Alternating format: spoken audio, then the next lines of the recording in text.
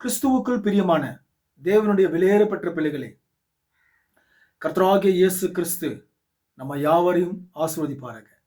God bless you பிரியமான. இந்த Christ revelation அந்த மெசேஜ் 351வது முறையாக யூடியூபின் வழியாக செய்தி அளிக்கும்படியாய் பரிசுத்த ஆவியானவர் செய்த கிருபைக்காக பரிசுத்த ஆவியானவரை கோடி கோடியாக ஸ்தோத்திரிக்கிறேன். இந்த செய்தியினுடைய தலைப்பு, மனிதன் தனிமையாய் இருப்பது நல்லதல்ல என்ற தலைப்பை குறித்து, வேதத்தில் அடங்கியிருக்கிற ரகசியங்களை குறித்து பரிசுத்த ஆவியானுடைய துணையோடு அடியேன் பேசப் போகிறேன். பேசுவது நான் அல்ல, தேவனுடைய வார்த்தை பரிசுத்த ஆவியானவர் பேசுவார். ஜஸ்ட் சரீரம் இருந்து, ஆனால் தேவனுடைய வார்த்தை தேவன் தான் பேச வேண்டும். ஆகவே தயவு செய்து நீங்கள் முழுமையாய் நீங்கள் பாருங்கள், முழு ஆசீர்வாதங்களை பெற்றுக்கொள்ளுங்கள். அநேக கிறிஸ்துவர்களுக்கு இந்த செய்திகளை அனுப்பும்படியாக உங்களை இயேசு கிறிஸ்துவின் நாமத்தில் தாழ்மையாக நான் வேண்டிக் கொள்கிறேன். முழுமையாய் பாருங்கள். மிகப்பெரிய ஒரு அற்புதமான ஒரு ஆசீர்வதிக்கப்பட்ட ஒரு செய்தி. இந்த செய்தியினுடைய தலைப்பு, மனிதன் தனிமையாய் இருப்பது நல்லதல்ல என்பதை குறித்து தான் நாம் வேதத்திலிருந்து நாம் பார்க்க போகிறோம். சரி, நாம் வேதத்தை கடந்து செல்வோம். தயவு செய்து முழுசா பாருங்க. சுமார் 2 நிமிஷம் பார்த்துட்டு விட்டுடாதீங்க.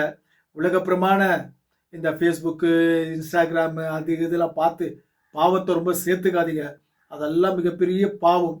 பாருங்க, ஒரு கிறிஸ்துவ செய்தியா பாருங்க. உலகப்பிரமான செய்தி ஒரு உண்மையான பியூர் தேவனுடைய பிள்ளைக்கு அதெல்லாம் தேவையில்லை. ஆகவே தேவனுக்கென்று நேரத்தை ஒதுக்குங்கள், வேதத்தை வாசிங்கள், செய்திகளை பாருங்கள். ஓகே, சரி, நாம் செய்திக்கு கடந்து சொல்வோம். நாம் செய்தியை பார்ப்போம், கூர்ந்து கேட்போம். நீங்கள் ஆதியாகமம் எழுதின புத்தகத்திலே 2ஆம் அதிகாரம் 18ஆம் வசனத்தை நீங்கள் பாருங்கள். நான் வாசிக்கின்றேன். தேவனாகிய கர்த்தர் மனுஷன் தனிமையாய் இருப்பது நல்லதல்ல. பாத்தீங்களா? நல்லா புரிஞ்சுக்கணும். தேவனாகிய கர்த்தர் யாரு? பேசிக்க பாருங்க, வசனத்தை பாருங்க. வசனம் பேசிக்கலி ஆதியாகமம் 2:18 தேவனாகிய கர்த்தர் மனுஷன், மனிதன், ஆதாம் தனிமையா இருப்பது நல்லது அல்ல, ஏற்ற துணையை அவனுக்கு உண்டாக்குவேன் என்றார். இந்த ஆதாமை உருவாக்கினார். 2வது, நீங்க ஆதியாகமம் எழுதின புத்தகத்துல 1ஆம் அதிகாரம் 27, 26, 27 அப்படி வாசிப்பனாக்கா, தேவனாகிய கர்த்தர் மனுஷனை தன்னுடைய வார்த்தையினாலே சிருஷ்டிக்கப்பட்டார். 2 காரியம் இருக்குது. கொஞ்சம் நேரம் கடந்து போனா தயவுசெய்து முழுசா பாருங்க. புரியுதுங்களா? உங்களுக்கு ஆசிரியமா இருக்கும். 2 காரியம் இருக்குது. சிருஷ்டிப்பு ஒன்று இருக்கிறது, உருவாக்குதல் என்பது இருக்கிறது. சிருஷ்டிப்பு என்பது ஆதியாகமம் 1ஆம் அதிகாரம் 27ஆம் வசனத்துல தேவன் தமது செயலாக தமது ரூபத்தின்படியே சிருஷ்டித்தார். இது மிகப்பெரிய செய்தி. என்னுடைய செய்தியிலேயே பேசிக் செய்தி இதுதான். நான் சுருக்கமா சொல்றேன், ரொம்ப பெரிய செய்தி. 1ஆவது கூட பேசலாம், சிம்பிளா சொல்றேன். தேவன் வார்த்தையினாலே உருவாக்கினார். அது ஆவிக்குரிய மனிதன், ஆவிக்குரிய சரீரம். அந்த ஆவிக்குரிய மனிதன், ஆவிக்குரிய சரீரம் இந்த பூமியை பண்படுத்த முடியாது, இந்த பூமியை உபயோகப்படுத்த முடியாது, இந்த பூமியை ஒன்றுமே செய்ய முடியாது. ஏன்னா அவன் தேவனை போலவே இருக்கிறான். வேதம் என்ன சொல்லுது? யோவான் 4:24 தேவன் ஆவியா இருக்கிறார். அப்படி சொல்ல போனாக்கா சிருஷ்டிக்கப்பட்ட இந்த மனிதனும் ஆவியா இருக்கிறான். சரி, இப்போ 2:7 நீங்க பாத்தீங்கன்னாக்கா, நீங்க 2:5 வாசிங்க, 2:7 வாசிங்க தயவு செஞ்சு. 2:7 தேவன் என்ன பண்றாரு?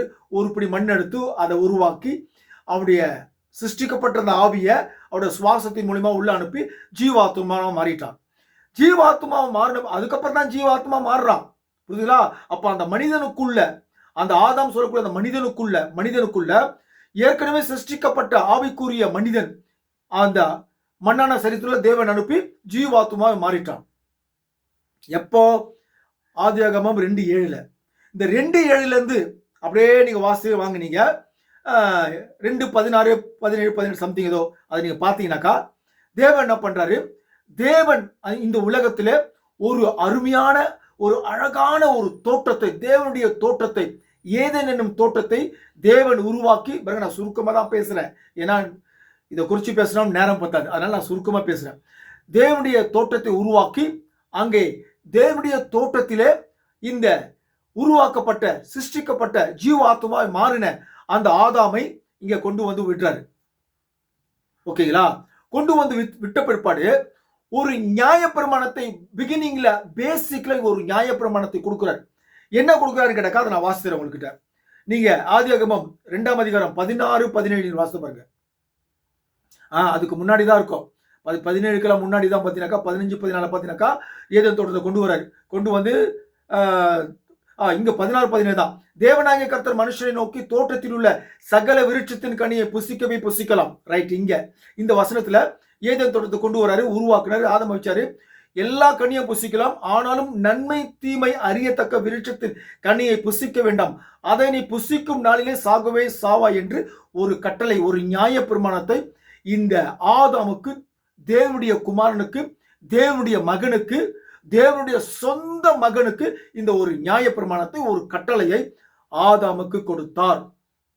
இப்படியா இருக்கிற காலகட்டத்தில் தேவனுடனே மனிதனை பார்த்து, இங்க நான் வாசித்து போல 2:18 மனுஷன் தனிமையா இருப்பது நல்லதல்ல, ஏற்ற துணையை அவனுக்கு உண்டாக்குவேன் என்று அவர் சொல்றாரு. அப்போ அந்த நேரத்துல இப்ப அவனுடைய துணவி எங்க இருக்கிறான்னு பாத்தீங்கன்னாக்கா, வேதத்தின் அடிப்படையிலேயே ஆதாமுடைய துணவி ஆதாம்குள்ளவே இருக்கிறா. நல்லா புரிஞ்சுக்கணும்.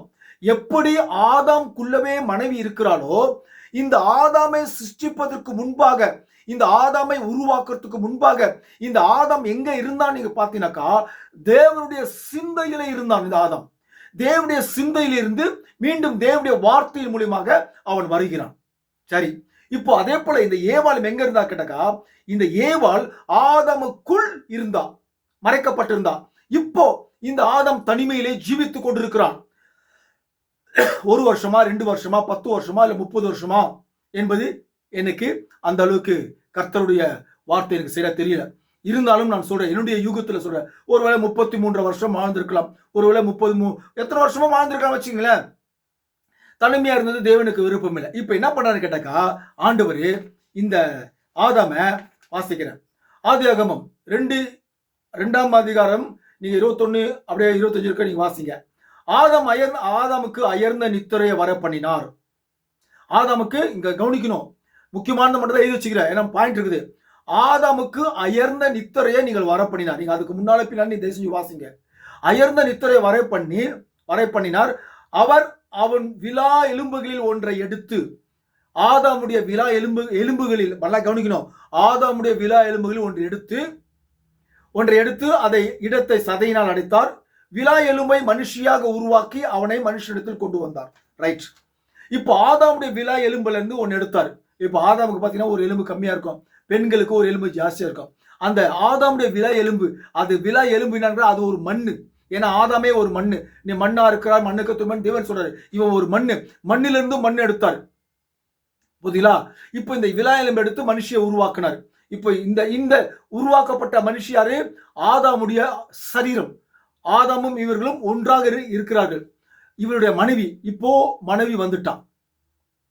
தனிமையா இருப்பது நல்லது என்று சொல்லி இப்போ ஆண்டவர் என்ன பண்றாரு கேட்டாக்கா, ஆதியாகமம் 2ஆம் அதிகாரம் 21 வாசிப்போனாக்கா, அவருடைய விலா எலும்பு எடுத்து ஒரு மனுஷியை உருவாக்கி இந்த மனுஷன்கிட்ட கொடுக்குறாரு. இப்போ ஏன்னு கேட்டாக்கா, மனுஷன் தனிமையா இருப்பது தேவனுக்கு பிடிக்கல. இது ஒரு நிழல், நிஜம் ஒன்று இருக்கிறது, அதை நான் காமிக்கிறேன் உங்ககிட்ட, நீங்க பாருங்க. இப்ப இந்த மனுஷிய ஆதாம் கிட்ட கொடுத்த பிற்பாடு, இந்த மனுஷி யாருன்னு கேட்டாக்கா, ஆதாமுடைய மனைவி. இவர்கள் இருவரும் ஒரே மாமிசமாய் இருக்கிறார்கள்.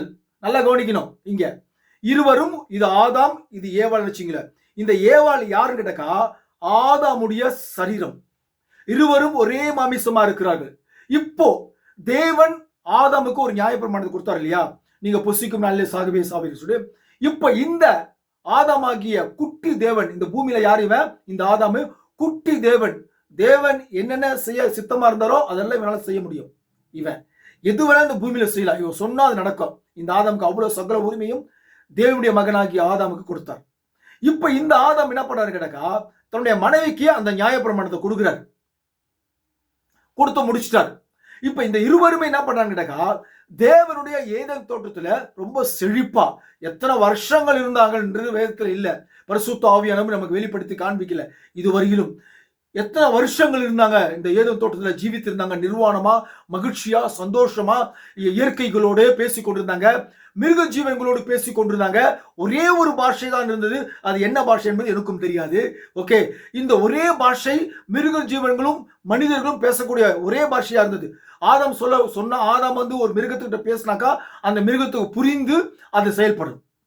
இயற்கையோடு பேசினா இயற்கை கேட்டு அந்த இயற்கையும் ஆதாம் சொன்னதுக்கு கீழ்ப்படியும். இப்படியாக ஒரே பாஷையா இருந்தது. ஆதாம் பேசின வார்த்தைக்கு எல்லா இயற்கைகளும் செவி கொடுத்தது. இவர்கள் மகிழ்ச்சியாக சந்தோஷமாக இருந்தார்கள் பல ஆண்டுகளாக. அதே மாதிரி ஆதாமும் கூட பல ஆண்டுகளாக தனிமையா இருந்தாரு. ஆதாமுக்குள் இருந்தவெல்லாம் பிரிச்சு விழாவிலம் எடுத்து மனுஷியாக உருவாக்குறாரு என்று வேதத்தில் நமக்கு கிளீனா திட்டவட்டமா தெரியுது. அந்த ஏதேன் தோட்டத்துக்குள்ள சாத்தான் உள்ள பூந்தான். அவனுடைய அறிவையும் அவனுடைய ஞானத்தையும் ஏவாளுக்கு கொடுத்து ஏவாளை நயவஞ்சமாக பேசி அவன் பக்கமா இழுத்து அவன் திசையில கொண்டு வந்து அவனுடைய வார்த்தையை விசுவாசிக்க முடியாது. இந்த சர்ப்பம் சொல்லக்கூடிய மிருகம் அது யாரு? பாம்பலா இல்லைங்க. பல வீடியோ நான் பேசுகிறேன். சர்ப்பம் என்பது பாம்பல்ல, அது ஒரு மிருகம். சகல காட்டு ஜீவன்களை பார்க்கலும் சகல நாட்டு மிருகங்களை காட்டிலும் அந்த மிருகத்துக்கு பேரு சர்ப்பம், பாம்பு. அது மனிதனை போலவே ஆதாமை போலவே தோற்றமுள்ள ஒரு மிருகம். இதெல்லாம் பெந்தகோஸ்து சபையில சொல்ல மாட்டாங்க, ஏன்னா அந்த பாஸ்டர்களுக்கு தெரியாது. இதுக்கு பல ஆதாரங்கள் பரிசுத்த வேதாகமத்துல மறைப்பொருளா இருக்கிறது. இது குறித்து நான் பேசியிருக்கிறேன், என்னுடைய யூடியூப் சேனல்ல பேசியிருக்கிறேன். இருந்தாலும் நான் உங்களுக்கு சொல்றேன்.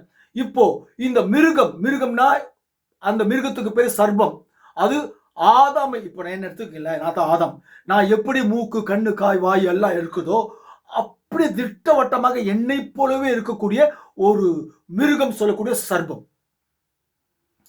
எனக்குள் இருக்கிற விந்தணுக்கள் அது எல்லாமே அந்த மிருகத்துக்கிட்ட தேவன் படைத்தார். ஏற்கனவே பேசிக்கலி எல்லாமே தேவன் ஒரு திட்டத்தோடு தான் அந்த மிருகத்தை அங்க வச்சிருக்கிறார். அதெல்லாம் ரொம்ப பெரிய ரகசியங்க. அதெல்லாம் சொல்ற நேரம் அது சுருக்கமா பேசி வர நீங்க கேளுங்க தயவு செஞ்சு. இதெல்லாம் சத்தியம். கர்த்தராகிய இயேசு கிறிஸ்து நாமத்தில் உரைக்கிற ஒரு உண்மையான சத்தியம் இது. இன்னைக்கு பெந்தகோஸ்ல ஆடல், பாடல், கூத்து, டான்ஸ், வாக்குத்தத்தம் இதான் சொல்லி கொடுத்துருக்காங்க. அதனால இன்னைக்கு பெந்தகோஸ்து எப்படி கத்தோலிக்க மதத்துக்கு சத்தியம் தெரியாம இருக்குதோ, இன்னைக்கு நவீன பெந்தகோசுகளுக்கும் சத்தியம் தெரியாமல் தான் இன்னைக்கு இருக்கிறாங்க. உண்மைங்க நான் சொல்றது. இது ஆவிக்குரிய கருத்து, ஆவிக்குரிய ரகசியம், தேவனுடைய வெளிப்பாடு. இந்த சர்ப்பம் சொல்லக்கூடிய அந்த ஆதாமை போல கூட இருக்கிற மிருகத்துக்குள்ள பிசாசு உள்ள லூசிபர், பரலோகத்தை விட்டு வீடு கீழ் தள்ளின அந்த லூசிபர் அவனுக்குள்ள போய் இப்ப ஆதாம் ஏவாளோடு நயவஞ்சகமாக பேசி ஏவாளை கவர் பண்ணி அவனுடைய வார்த்தையினாலே கவர் பண்ணி அவனுடைய வார்த்தையில நயவஞ்சகமாக பேசி வஞ்சிக்கப்பட்டு ஏமாற்றப்பட்டு இந்த சர்ப்பம் சொல்லக்கூடிய அந்த மிருகம் ஏவாளை கற்பழித்தது. சரி, அதுக்கு மேல நான் பேச விரும்பல. நிறைய ரகசியம் பேசுற யூடியூப் சேனல்ல இதெல்லாம் சொன்னா இன்னொரு எப்படி பேசுறான்னு சொல்லுவாங்க. இதுதாங்க உண்மையான ரியல் சத்தியம். இதுதான். அதுக்கு அவனுக்கு பிறந்தது தான் காயின். சரி, ஓகே. இப்போ ஆதாமும் என்ன பண்றாங்க, ஏவாளுடைய பேச்சை கேட்டு அவனுடைய உபதேசத்துக்கு கீழ்ப்படிந்து தேவன் சொன்ன நன்மை தீமை அறித்தக்க கனியை அதுக்கப்புறம் தான் அவங்க புசிக்கிறாங்க. புசிப்பதற்கு முன்பாக இவங்க கெடுக்கப்பட்டார்கள், வஞ்சிக்கப்பட்டார்கள். அந்த ஒரு காரணத்தினால்தான் பரிசுத்த வேதாகமத்துல ஸ்திரீயானவள் உபதேசம் பண்ணுவதற்கு அதிகாரம் இல்லை என்று திட்டவட்டமாக அப்போஸ்தலனாகிய பவுல் தீர்க்கதரிசி கூறுகிறார். அதனால தாங்க கொடுக்கல ஸ்திரீக்கு அந்த அதிகாரம். இன்னைக்கு என்னன்னாங்க சபையில என்ன எல்லா ஸ்திரியும் பலிப்படுத்தலன்னு புடவை கட்டின்னு பல ட்ரெஸ் எல்லாம் மாட்டு மேக்கப்பை போட்டு லிப்டிக் போட்டுன்னு பெரிய கம்பல் டோலாக் போட்டு பேசுறா. அவங்களாம் ஆவிக்குரிய விபச்சாரிகள். நான் சொல்லலைங்க, வேதத்துல இருக்குது ஆவிக்குரிய விபச்சாரிகள். சரிங்க, இப்போ என்ன மேட்டர் கேட்டாக்கா, இவங்க பிசாசினால வஞ்சிக்கப்பட்டு கெடுக்கப்பட்டு கற்பழிக்கப்பட்டு ஏவாளு இப்போ தேவன் அதை அறிந்து தேவனுடைய தோட்டத்தை விட்டு தேவன் என்ன பண்றாரு கேட்டாக்கா, ஆதாமையும் தன்னுடைய மனைவியும் தேவனுடைய தோட்டமாகிய அந்த ஏதேன் தோட்டத்தை விட்டு அவர் வெளியே தள்ளி அந்த சுடவெளி பட்டத்தை ஏதேன் தோட்டத்தில் வைத்து இனி இவங்க மறுபடியும் அந்த நன்மை தீமை கனியை சாப்பிடக்கூடாது, நன்மை அந்த தேவனுடைய கனி ஜீவக்கனியை சாப்பிடக்கூடாது என்பதற்காக அந்த தோட்டத்தை வெளியே அடிச்சிட்டாரு. இவங்க நன்மை தீமை அறியத்தக்க கனியை சாப்பிட்டாங்க. 2வது ட்ரிப்பு அது தேவன் அறிந்து என்ன பண்றாரு கேட்டாக்கா, இவங்களை ஏதேன் தோட்டத்தை விட்டு வெளியே அனுப்பிச்சிட்டாரு. இப்போ இவங்க தேவனுடைய பிள்ளைகள் ஏதேன் தோட்டத்தை தேவனாகிய கர்த்தர் துரத்தி விட்டார். முடிஞ்சு போச்சு. இப்போ இதுக்கு மேலே நான் பேசணும்னா ஜாஸ்தி பேச வேண்டியிருக்கோம். அதோட முடிஞ்சு போச்சு.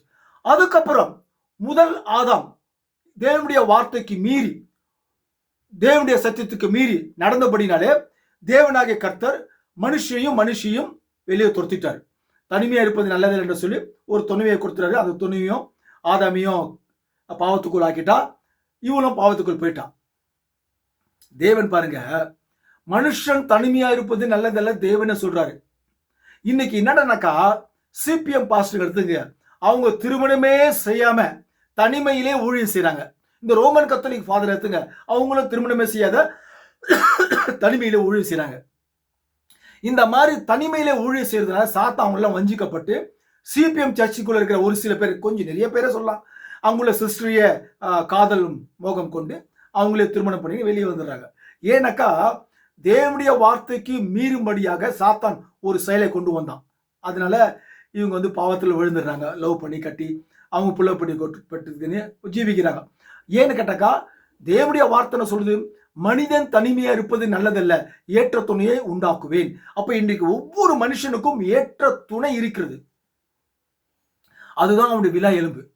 இப்போ முடிஞ்சு போச்சு. ஃபர்ஸ்ட் பாயிண்ட் முடிஞ்சு போச்சு. இப்போ நம்ம 2க்கு நம்ம வரோம். கேளுங்க. இப்போ நம்ம 2க்கு நீங்க பாருங்க, 1 கொரிந்தியர் 15ஆம் அதிகாரம் 45-47 வாசிக்கிறேன். 1 கொரிந்தியர் 15ஆம் அதிகாரம் 45ஆம் வசனம். முந்தின மனுஷனாகிய ஆதாம் ஜீவ ஆத்மா ஆனான். முந்தின மனுஷன். பிந்தின ஆதாம் உயிர்ப்பிக்கிற ஆவியானவர். பிந்தின ஆதாம் யாரு? இயேசு கிறிஸ்து. மன்னிக்கணும். பிந்தின ஆதாம் உயிர்ப்பிக்கிற ஆவியானவர். 47ஆம் வசனம். முந்தின மனுஷன் பூமியிலிருந்து உண்டான மண்ணானவர். இரண்டாம் மனுஷனா யார்? இயேசு கிறிஸ்து. அவர்தான் ஆதாம், இரண்டாம் ஆதாம். வானத்தில் இருந்து வந்த கர்த்தர். வானத்திலிருந்து இறங்கி வந்த கர்த்தர். வானத்திலிருந்து இறங்கி வந்த கர்த்தர் இரண்டாம் மனுஷன், இரண்டாம் ஆதாம். முந்தின ஆதாம் என்ன சொல்றாரு? முந்தின மனுஷனாகிய ஆதாம் ஜீவாத்மாவா மாறினான். ஆனா பிந்தின மனுஷனாகிய ஆத்மா மனுஷன் ஜீவாத்மால அவர் வரும்போதே எப்படி ஜீவாத்மாவோடே அவர் வராரு. ஏன்னா இணை சேர்க்கை மூலமாய் பிறக்காத ஒரு குழந்தை தான் இயேசு கிறிஸ்து. வசனம் சொல்கிறது, வானத்திலிருந்து இறங்கி வந்த கர்த்தர் அவர். இப்போ இந்த வானத்திலிருந்து இறங்கி வந்த கர்த்தர் 33 வருஷம் சிலுவிலை மறிக்கும் பொழுது 33 வருஷம். இந்த 33 வருஷமாக இந்த மனுஷனாகிய இயேசு கிறிஸ்து இரண்டாம் ஆதாம் தனிமையில் இருப்பது நல்லதல்ல. ஹல்லேலூயா. மரித்த பிற்பாடு அவர் மரிச்சிட்டாரு, இயேசுநாதர் மரிச்சிட்டாரு சொல்லி அப்படியே அவர் தூக்கி போய் கல்லறையில வச்சுட்டானாக்கா, அவரு தனிமையிலே இருந்தாரு, தனிமையா ஊழியம் செஞ்சாரு, தனிமையா செத்த படுத்து பதைச்சிட்டாங்கப்பா, அவரை கல்லறையில போட்டாங்கப்பா, அப்படி வந்துடும்.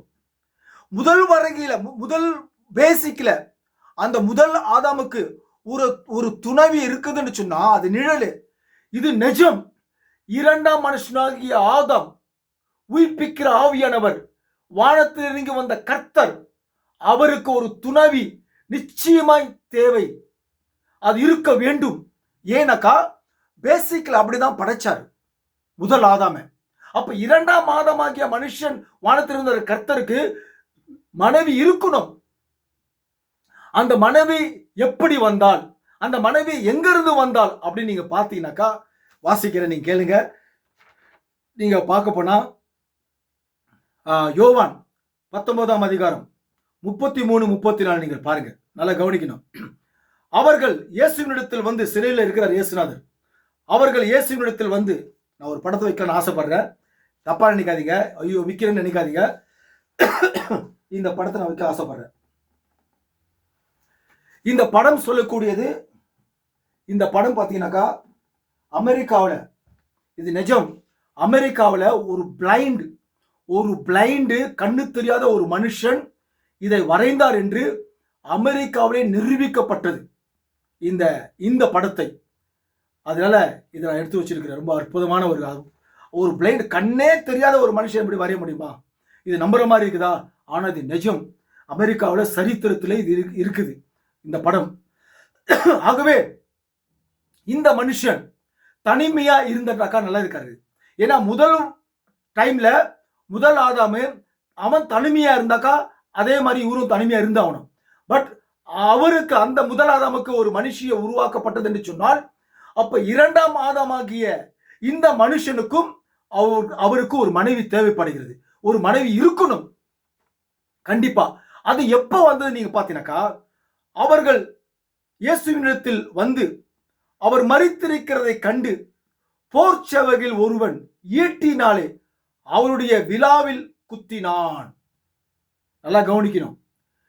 இயேசு மரித்த பிற்பாடு, இயேசு அயர்ந்த நித்திரை அடைந்த பிற்பாடு, இந்த தேவன் முதல் டைம்ல ஆதாமுக்கு அயர்ந்த நித்திரையை கொடுத்து ஒரு விழா எலும்பை எடுத்து மனுஷியை உண்டாக்குனது போல, இந்த மனுஷனாகிய இந்த ஆதாமும் அயர்ந்த நித்திரை 33 வருஷம் ஊழியம் செய்து, அந்த 33 வருஷத்துல இந்த ஆதாமாகிய இந்த மனுஷன் மரித்த அந்த வேளையிலே தான் இவருடைய விழாவிலே ஒரு போர் சேவகன் ஈட்டினாலே குத்தும் பொழுது அந்த விழாவில் இருந்து இரத்தமும் தண்ணீரும் புறப்பட்டு வந்தது.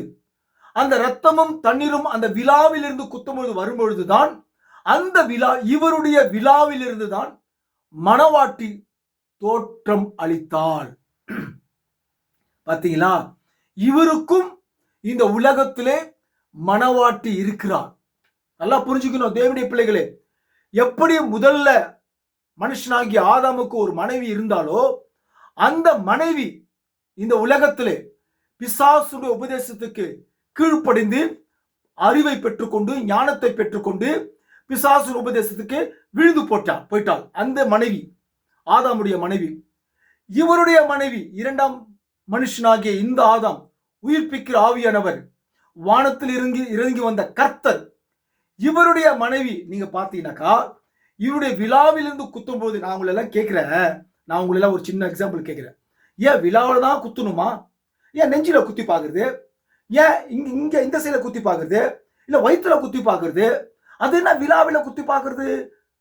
தேவன் இந்த போர் சேவகனை விழாவில பார்த்து குத்துறான்னு சொல்லி தேவனால இவனுக்கு ஒரு வெளிப்பாடு, போர் சேவகனுக்கு.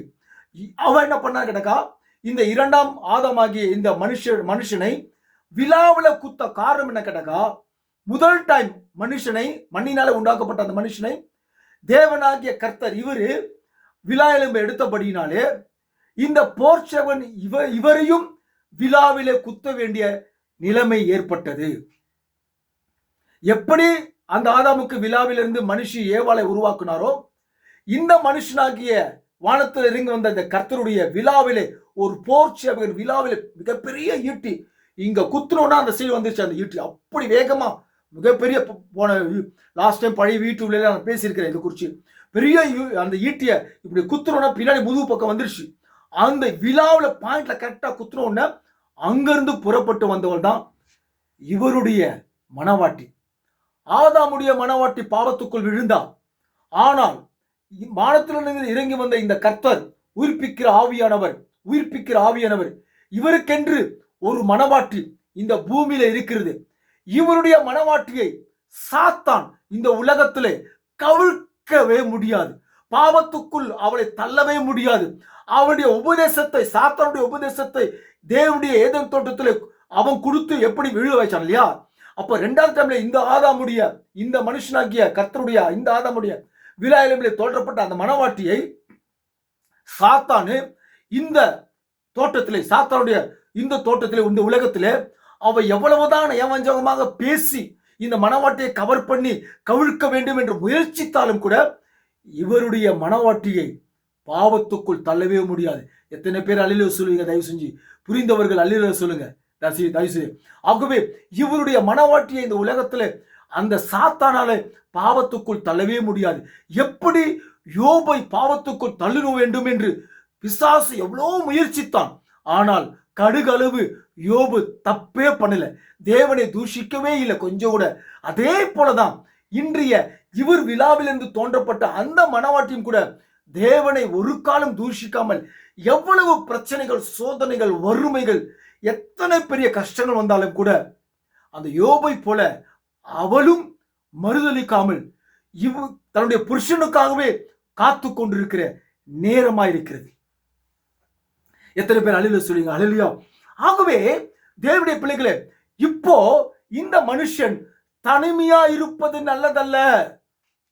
எப்படி முதல் டைம் அந்த ஆதாம் தனிமையா இருப்பது நல்லதல்ல தேவன் கண்டாரோ, இந்த பிந்தின வந்த இந்த உயிர்ப்பிக்கிற ஆவியாகிய இந்த மனுஷன், இந்த ஆதாம் இறங்கி வந்த கர்த்தர், இந்த ஆதாம், இந்த மனுஷன் தனிமையா இருப்பது நல்லதல்ல என்று பிதாவானவர் கண்டு இவருக்கென்று ஒரு மனவாட்டி ஏற்படுத்தினார். அதே விழா எலும்பிலே போர் செய்வன் குத்திரம்படினாலே அந்த விழா எலும்பிலிருந்து அவள் வெளியே வரும்பொழுதே, நல்லா புரிஞ்சுக்கணும், அவள் வெளியே வரும்பொழுதே இவருடைய ரத்தத்தினாலும் இவருடைய தண்ணீராலும் கழுவப்பட்டு இந்த பூமியிலே தோற்றம் அளிக்கிறார்.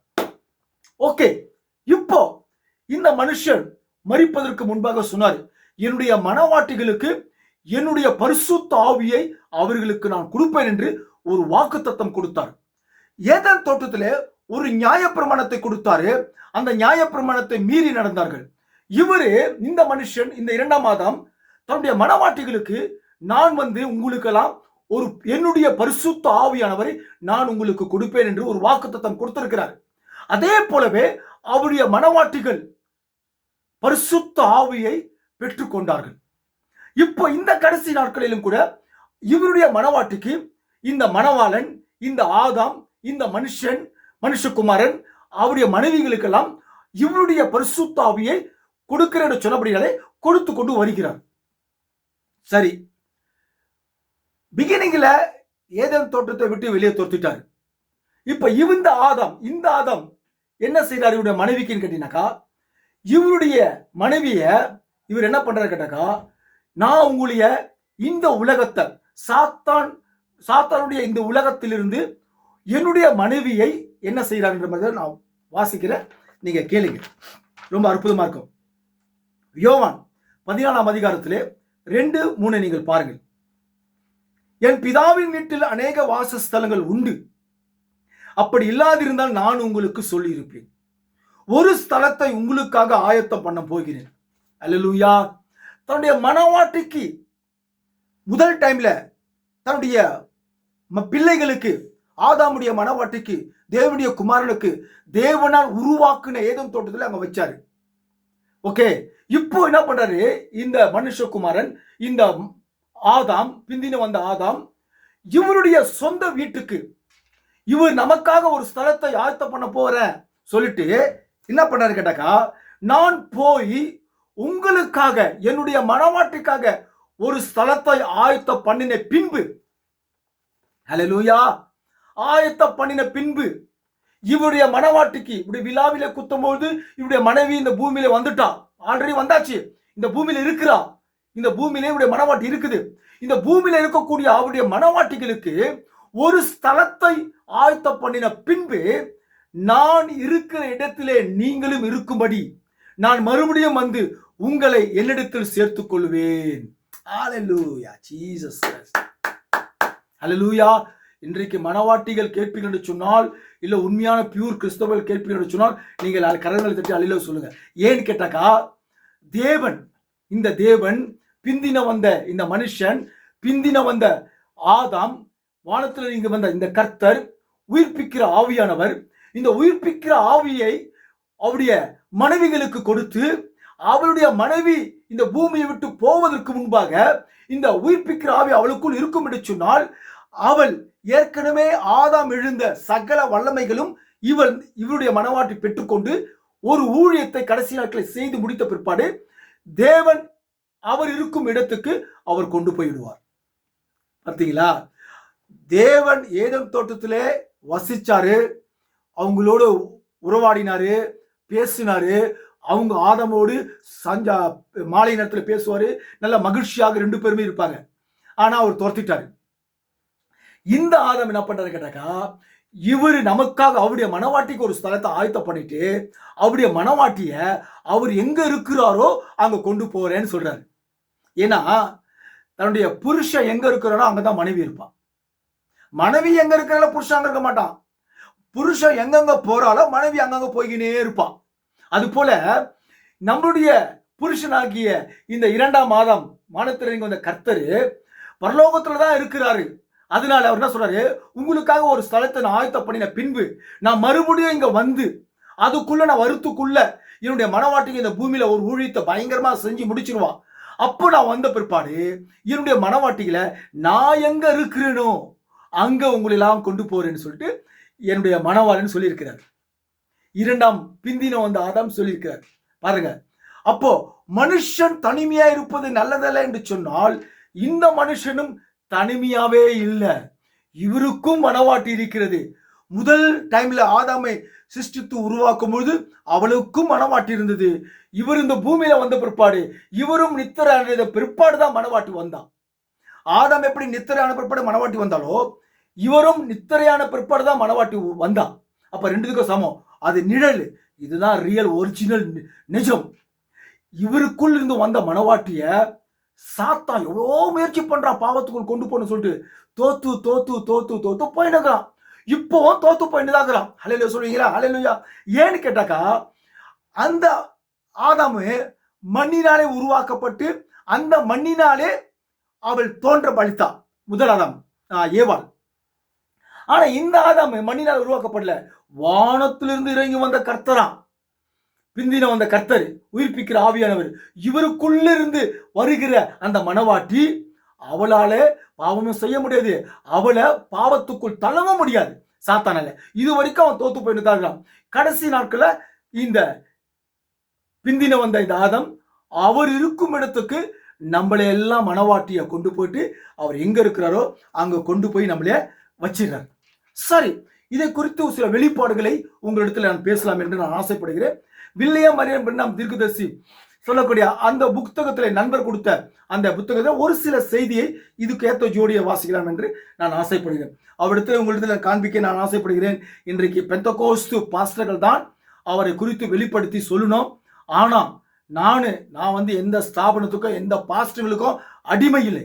நான் இவருக்கு அடிமையா இருக்கிறபடினாலே இவர் இந்த கடைசி நாட்களிலே எந்த தீர்க்கதரிசியை ஏற்படுத்தினாரோ அந்த தீர்க்கதரிசியை உங்களிடத்தை வெளிப்படுத்தி நான் இதுவரையும் நான் காட்டிக்கொண்டு கடந்த ஒரு 5-6 வீடியோல பேசிக்கொண்டு வருகிறேன்.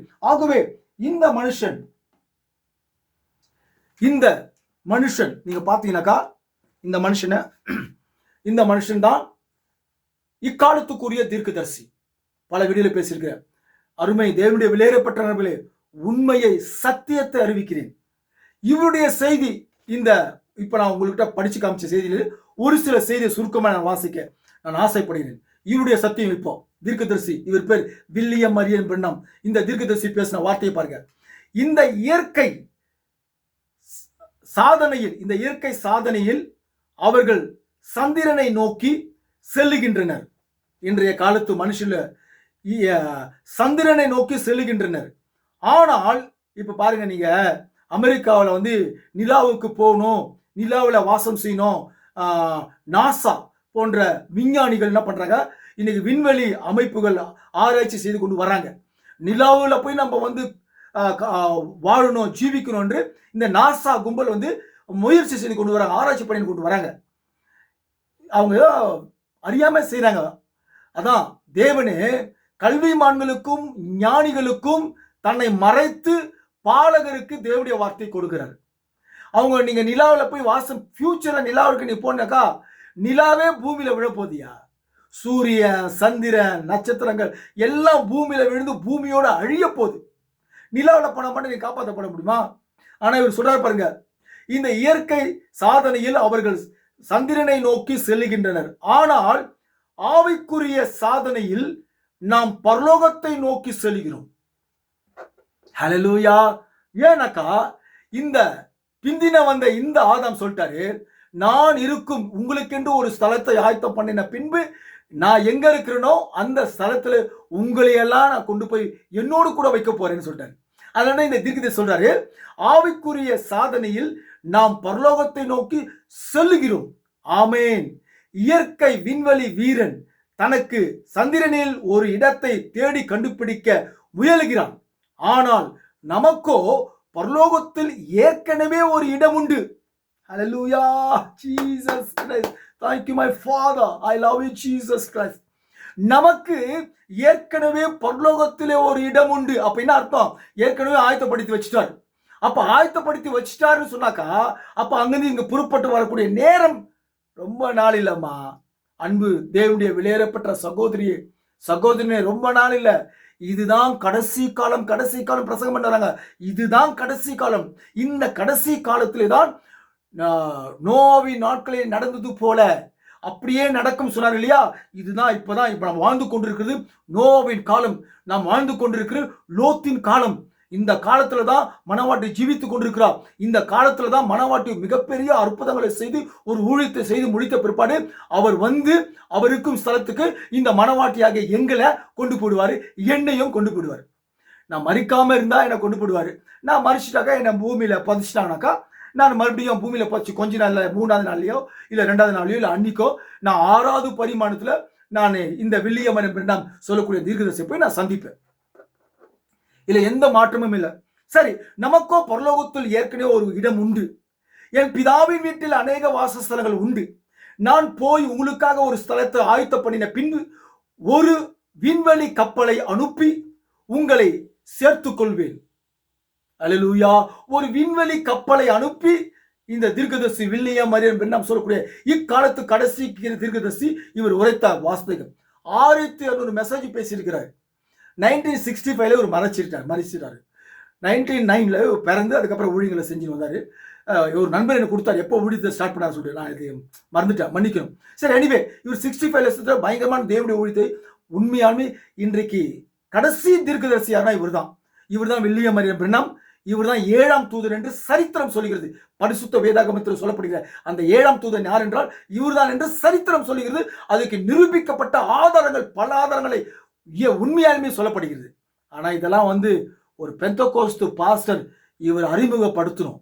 ஆனா அவங்க சாத்தானுக்கு அடிமையா இருக்கிறபடினால இந்த தேவனுடைய மனுஷனை அறிமுகப்படுத்தாம இருக்கிறாங்க. நானு இயேசு கிறிஸ்துவுக்கு அடிமையா இருக்கிறபடினால நான் இவரை குறித்து உங்களிடத்துல அறிமுகப்படுத்தி காண்பிக்கிறேன்.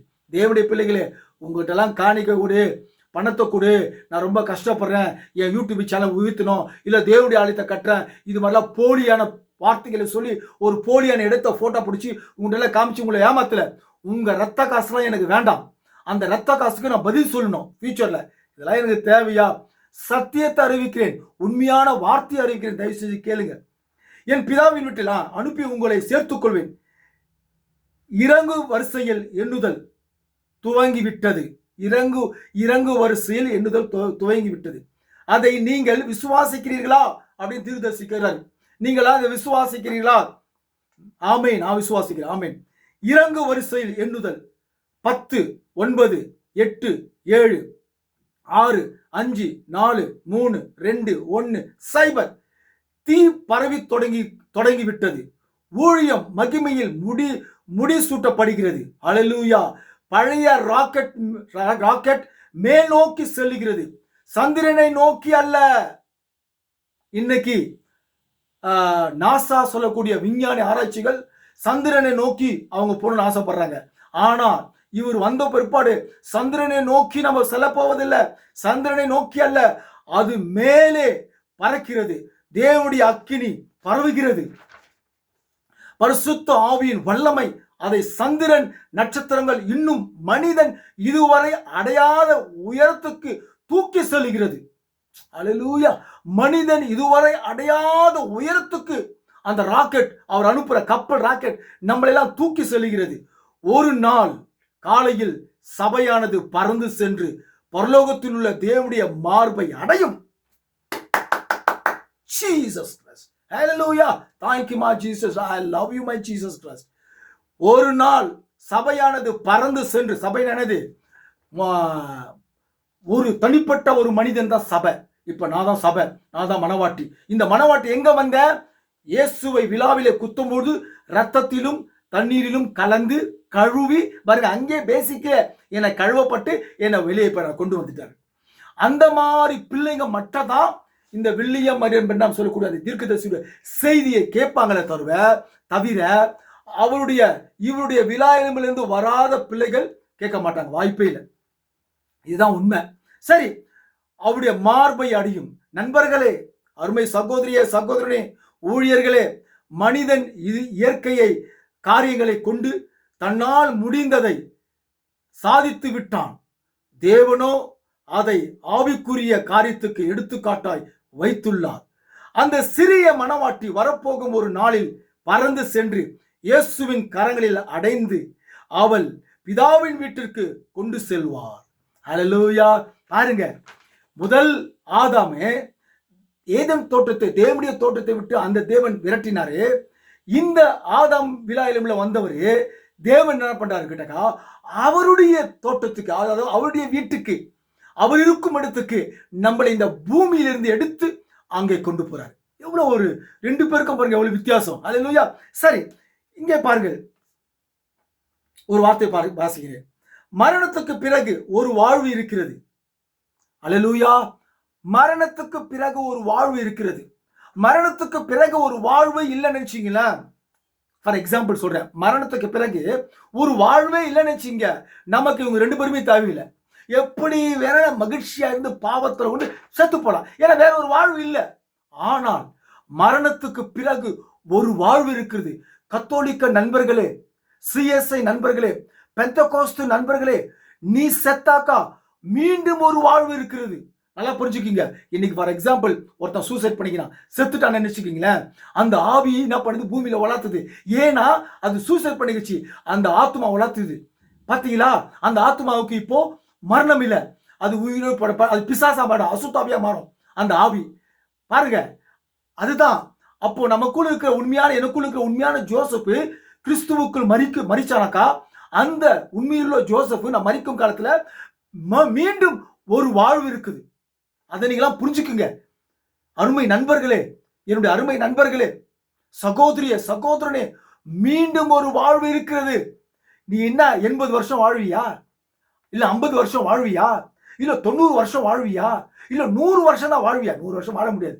80 பீஸ் போயிருது, 80-85 பீஸ் எல்லாருமே இன்னைக்கு உலகத்துல. 80 வருஷத்துக்கு மேல ஒரு வாழ்வு இருக்குது.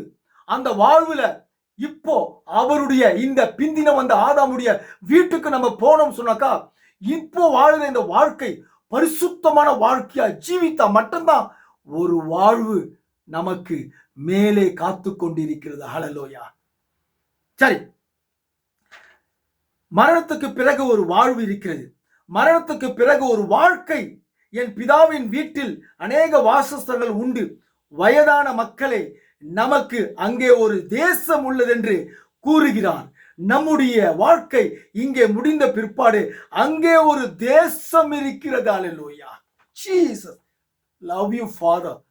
நமக்கு ஒரு தேசம் இருக்கிறது. அந்த தேசத்திலே நானும் என் மணவாளனும், அவர் விலாமிலிருந்து வந்த ஒவ்வொரு மணவாட்டியும் அந்த தேசத்திலே இந்த பிந்தின வந்த ஆதாமாகிய இந்த மனுஷனோடு நாம் ஜீவித்துக் கொண்டிருப்போம். ஹல்லேலூயா. நல்லா புரிஞ்சுக்குங்க. வேற ஒரு வாழ்வு இல்ல. இதுதான் வாழ்வுன்னு சொன்னாக்க நம்ம எப்படி வேணாலும் வாழலாம்.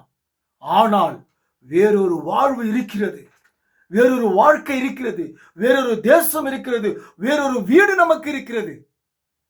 அதை நீங்க புரிஞ்சுக்குங்க. இன்னைக்கு இருக்கிற பெந்தகோஸ்து பாஸ்டர்லாம் இன்னைக்கு எல்லாருமே பாவத்துக்குள் கொண்டு போறான், நரகத்துக்கு கொண்டு போறான். நான் அப்படி இல்லைங்க. உண்மையான சத்தியத்தை அறிவிக்கிறேன். தயவு செஞ்சு புரிஞ்சுக்குங்க.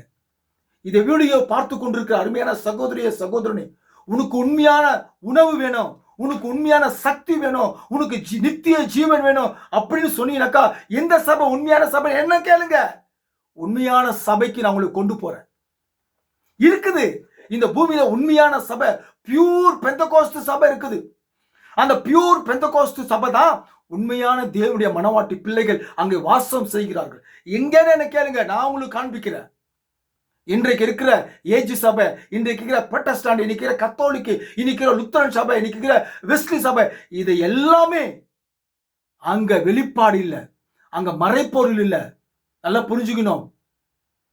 இவருடைய சத்தியத்தை நீங்கள் வாசிப்பீர்கள் என்று சொன்னால் அங்க புதிய நித்திய ஜீவன் உங்களுக்கு காத்து கொண்டிருக்கிறது பிரியமானவர்களே. அதனால நமக்கு ஒரு புதிய நம்முடைய வாழ்க்கை இங்கே முடிந்த பிற்பாடு அங்கே ஒரு தேசம் நமக்கு காத்து கொண்டிருக்கிறது பிரியமானவர்களே. நம்மளாம் பாவிகள் தான். நம்முடைய பாவத்தை இந்த மனுஷன் அவருடைய மறதையின் கடலிலே தூக்கி போட்டார். நீங்க தான் சொல்றீங்க நான் பாவி பாவின்னு. இவர்கிட்ட போனாக்கா நீ பாவி இல்லடா, உன் பாவத்தெல்லாம் நான் சிலுவையிலே அறிந்து என் சிலுவையோடு போய் நான் அதை தூக்கி போட்டேன். என் மறதியின் கடலிலே இருக்கிறது. நான் அதை என்னவே நினைச்சு கூட பார்க்கல. இப்போ நீ மிகப்பெரிய பாவியா? குடிக்கிறியா? தண்ணி அடிக்கிறியா? இல்ல தீமையான பழக்க வழக்கங்கள் இருக்குதா? கவலையே இல்லை. உன் பாவத்தை அறிக்கையிட்டு, இயேசுவே நான் உன்னை ஏற்றுக்கொள்ளுகிறேன், நான் மறுபடியும் மரித்தால் ஒரு புதிய வாழ்க்கை நான் வாழ வேண்டும், நான் உன் தேசத்திலே ஜீவிக்க வேண்டும், உன்னுடைய மார்பிலே சாய வேண்டும் என்று நீ சொல்லுவாய் என்று சொன்னால் உன் பாவத்தை அறிக்கையிடு முதல்ல. பிற்பாடு என்னோட நீ கலந்து உரையாடல் பண்ணு. நான் உனக்கு இவருடைய நித்திய ஜீவனை நான் உனக்கு காண்பிக்கிறேன். பணம் கொடு பொருள் கொள்ள சொல்ல, உங்களை ஏமாத்தல, உங்களை நரகத்துக்கு கொண்டு போல, ஜீவ வழியை காண்பிக்கின்றேன் என்னுடைய கிரைஸ்ட் ரெவலேஷன் இந்த மெசேஜ் மூலிமா, என்னுடைய சேனல் மூலிமா. ஹல்லேலூயா. ஒவ்வொரு நாளும் நாம் கொஞ்சம் கொஞ்சமாக கடந்து சென்று கொண்டிருக்கிறோம். ஹல்லேலூயா. இங்கே இருக்க நினைச்சாதீங்க, நம்ம போறது நமக்கே தெரியல. நாட்கள், கடைசி நாட்கள் நெருங்கி வர வர நம்ம புறப்பட்டு போகக்கூடிய நேரம் கடந்து கொண்டு வருகிறது. ஒரு நாள் நிச்சயமாக பறக்கும் கப்பல் ஒரு நாள் வரும், ராக்கெட் வரும். அதுக்குள்ள நம்ம சென்றோம்னாக்கா மனுஷனாலே தூரத்தை அடையாத வெகு தூரத்திலே அந்த ராக்கெட் நம்மளெல்லாம் கொண்டு போகும். கிறிஸ்துவுக்குள் பிரியமான தேவனுடைய பிள்ளைகளை நன்றாக புரிந்து கொள்ளுங்கள். இந்த மணவாளன் இந்த 2ஆம் மாதம் இறங்கி 2ஆம் மாதம் வானத்தில் இறங்கி வந்த கர்த்தர் இவருடைய மனைவிக்கெல்லாம் ஒரு தேசம் இருக்கிறது, ஒரு வீடு இருக்கிறது. மரித்தோம் என்று சொன்னால் இவர் நம்மளை கொண்டு வந்து அவர் வீட்டிலே நம்மை சேர்த்துக் கொள்வார். ஆகவே தேவனுடைய பிள்ளைகளே விசுவாசமாயிருங்கள், உண்மையான சத்தியத்துக்குள் வர பாருங்கள், தேவனுடைய வார்த்தைக்குள் ஜீவிக்க பாருங்கள். நல்லா இன்னொரு உங்ககிட்ட ஒன்று சொல்ல ஆசைப்படுறேன், கடைசியா பேச முடிச்சிடும். நம்ம எப்படி ஆதாமுடைய விலாயிலிருந்து வந்த ஒரு சரீரமாக ஏவாள் எப்படி இவருடைய சரீரமா இருக்கிறாளோ, அதே போல நான் உண்மையை பேசுறேங்க, சத்தியத்தை சொல்றேங்க, நீங்க ஏற்றுக்கிறீங்க ஏற்றுக்கொள்ள, அதை பத்தி நான் கவலைப்படல. நான் என்னுடைய சத்தியத்தை உடைக்கிறேன். இப்போ இவருடைய இத 2ஆம் மனுஷனாகிய வானத்தில் இறங்கி வந்த கர்த்தர் இவரை விழாவில் குத்தும்போது இவருடைய மனைவி வந்தால், ரத்தமும் தண்ணீரும் புறப்பட்டு இவருடைய விழாவிலிருந்து இயேசு கிறிஸ்துவின் விழாவிலிருந்து புறப்பட்டு வந்தால், அப்போ அந்த மனைவி யாரு கேட்டாக்கா அவருடைய சரீரம். இப்ப நான் இது மறைச்சிடுறேன், ஏன்னா காமிச்ச யாரு, இவருடைய சரீரம். இவருடைய சரீரம் தான் நான். நல்லா புரிஞ்சுக்கணும். நான் யாரு? கிறிஸ்துவுடைய சரீரம், அவருடைய அவயங்களா நான் இருக்கிறேன். நான் விசுவாசிக்கிறேன். இன்றைக்கு ஒவ்வொரு மனவாட்டிகள் இருப்பான்னு சொன்னா உன்னுடைய விசுவாசம் உன்னை ரட்சித்தது. உன் விசுவாசமே உன்னை மனவாட்டி என்று தீர்க்கப்படும். நான் விசுவாசிக்கிறேன். ஏன் கேட்டாக்கா நான் அவருடைய எல்லா ரகசியங்களும் உண்மையா ஏற்றுக்கொண்டிருக்கிறேன். இவருடைய மனைவியா நான் இருக்கிறேன், இவருடைய சரீரமா நான் இருக்கிறேன். இவருடைய சரீரம் என்று சொன்னால் நான் அவருடைய சரீரம், நான் அவருடைய சரீரம், நான் அவருடைய மனவாட்டி, நான் கிறிஸ்துவுடைய சரீரமா இருக்கிறேன். ரைட். இப்ப நான் ஜீவிக்கிறேன் இந்த கிறிஸ்துவுடைய சரீரத்துக்கு. அப்ப நான் மனவாட்டி. மனவாட்டி யாரு? கிறிஸ்துவின் சரீரமா இருக்கிற இந்த கிறிஸ்துவின் சரீரத்துக்கு சடங்காச்சாரமாகிய ராபோஜனம் சொல்லக்கூடிய ரொட்டு துண்டு சரீரம் சொல்றீங்களே, இயேசுவின் சரீரம்னு, அது இயேசுவின் சரீரமா? அவருடைய விழாவிலிருந்து குட்டப்பட்டு நான் வந்தனே, தோன்றப்பட்டனே. வில்லியம் மரியம் பெண்ணாம் தீர்க்க சொல்றாரு, மனவாட்டி கிறிஸ்துவின் சரீரம், நான் கிறிஸ்துவின் சரீரம் என்று சொன்னாக்கா நான் கிறிஸ்துவின் சரீரமா? இந்த கிறிஸ்துவின் சரீரமாகிய எனக்கு ரொட்டு துண்டு கிறிஸ்துவின் சரீரம் சொன்னாக்கா நான் உங்களை கேட்கிறேன், ரொட்டு துண்டு கிறிஸ்துவின் சரீரமா? இல்ல இன்றைக்கு மனவாட்டி சொல்லிக் கொண்டிருக்கிறவள் கிறிஸ்துவின் சரீரமா? இன்னைக்கு மனவாட்டி சொல்லிக் கொண்டிருக்கிறவள் கிறிஸ்துவின் சரீரம் இல்லை என்று சொன்னால், அந்த இன்னைக்கு ஸ்தாபனம் கொடுக்கிறது போலவே இன்னைக்கு மனவாட்டிகள் பாஸ்டர்கள் ரொட்டி துண்டு ரொட்டியை கொடுக்குறாங்களே, அது கிறிஸ்துவின் சரீரம் என்று சொன்னால், நான் மனவாட்டி இல்லை என்று சொன்னால் அதை நான் புசிக்க ரெடியா இருக்கிறேன்.